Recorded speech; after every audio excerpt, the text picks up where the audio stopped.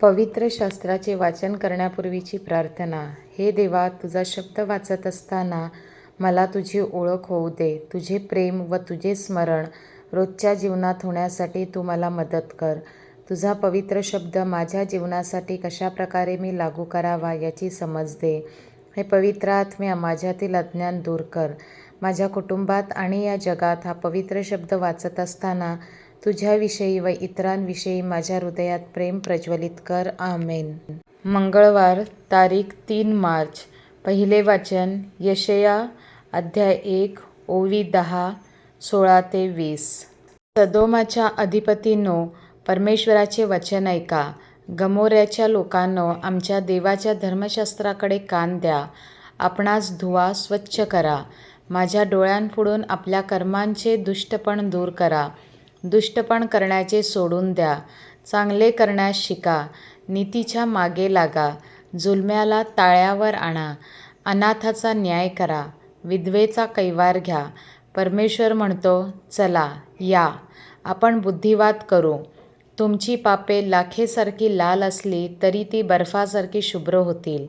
ती किरमिजासारखी तांबडी असली तरी लोकरीसारखी बनतील. तुम्ही माझे ऐकावयाला तयार व्हाल तर भूमीचे उत्तम फळ खाल. तुम्ही बंड कराल तर तरवार तुम्हाला खाऊन टाकील. कारण परमेश्वराच्या तोंडचे हे वचन आहे. प्रभूचा शब्द. देवाला धन्यवाद. प्रतिसाद स्तोत्र. सरळमार्गी मनुष्याला मी देवाच्या मुक्तीचे दर्शन घडवीन. शुभवर्तमान. मत्तय 23 ओवी 1-12. तेव्हा येशू लोकसमुदायांस व आपल्या शिष्यांस म्हणाला, शास्त्री व परुषी हे मोशेच्या आसनावर बसले आहेत. म्हणून ते जे काही तुम्हास सांगतील ते सर्व आचरित व पाळीत जा.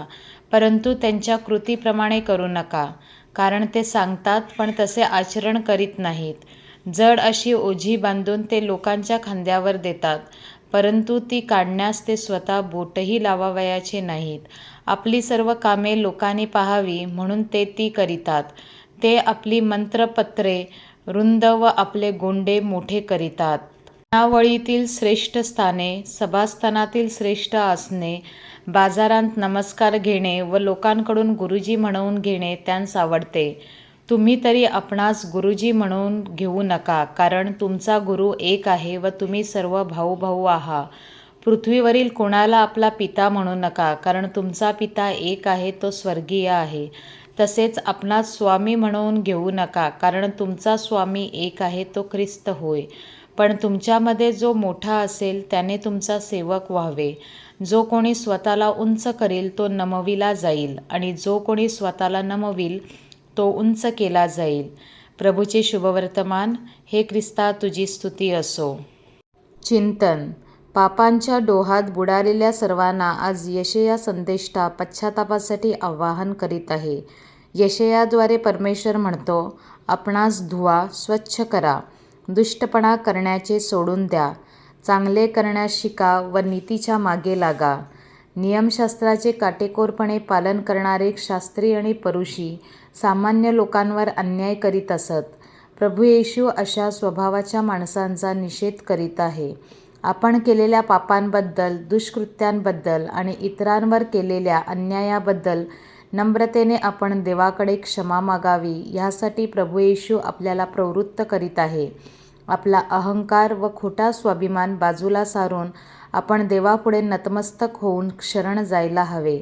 नम्रतेने आपण प्रभूच्या वचनावर चिंतन करूया.